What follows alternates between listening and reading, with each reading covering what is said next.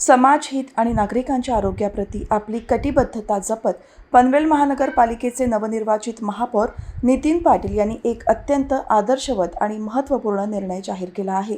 महापौर पदाचा कार्यभार स्वीकारल्यानंतर आपल्याला मिळणारे सर्व प्रकारचे मानधन आणि भत्ते महापौर सहाय्यता निधीमध्ये जमा करण्याचा निर्णय त्यांनी घेतला असून या निर्णयाचे सर्व स्तरातून उत्स्फूर्त स्वागत आणि कौतुक होत आहे। एक जबाबदार प्रतिनिधीने अशा प्रकारे स्वतःच्या हक्काच्या मानधनाचा त्याग करून तो निधी समाजकार्यासाठी खर्च करणे हा पनवेलमधील एक नवा आणि स्तुत्य पायंडा मानला जात आहे। महापौर नितीन पाटील यांनी स्पष्ट केले की महानगरपालिका अधिनियमान्वये महापौरांना मिळणारे प्रतिमाह मानधन, बैठक भत्ता, स्वीय सहाय्यकाचे मानधन आणि वाहन भत्ता ही सर्व रक्कम आता थेट महापौर सहाय्यता निधीत वर्ग केली जाणार आहे। हा निर्णय घेण्यामागे केवळ समाजहित हाच मुख्य उद्देश असल्याचे त्यांनी नमूद केले।